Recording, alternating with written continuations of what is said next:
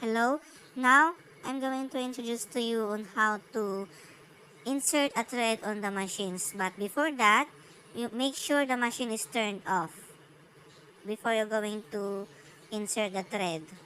Okay? Maglagay muna tayo ng sinulid. Kunin natin yung dulo. And then ipasok natin dito sa may butas. Kung nakapasok na, ganyan. And then kukunin mo, hihilain mo. Tapos, ipapasok mo dun sa thread guide. Ayan. Dapat sa ilalim mo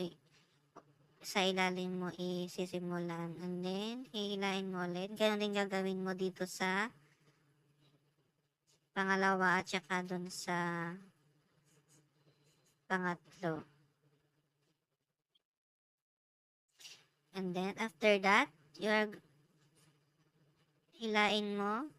And then, going down to thread tension or tension disc. Ayan, dapat nakaipit dyan sa plate ha. Hindi yung nakaano lang. And then may makikita ka dito na string. Ayan, may string na parang ano na siya doon. Ayan, and then pupunta ka dun sa take up lever or thread take up lever. May butas din dito. Tapos yan, ipapasok nyo. And then, kawit nyo dyan sa bakal na yan. Tapos, ibaba nyo ulit. Mayroon ka makikita ng isang bakal din doon. Ayun, yung sa taas ng needle clamp. Ayan. And then, doon sa needle clamp, may butas din doon. Ipasok mo din dyan. Ayan. Ganyan siya. And then, kukunin mo ulit yung sinulid. Make sure yung needle ninyo hindi nakaharap sa inyo ha.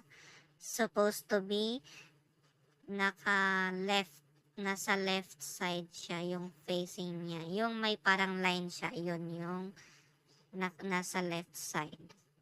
And then, ipapasok nyo yung dun sa butas ng karayom. Make sure na itong pressure foot nyo nakababa ha, hindi siya nakataas.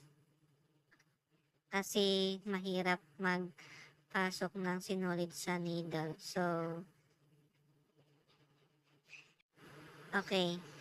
Ayan yung nagawa natin. Ganyan siya.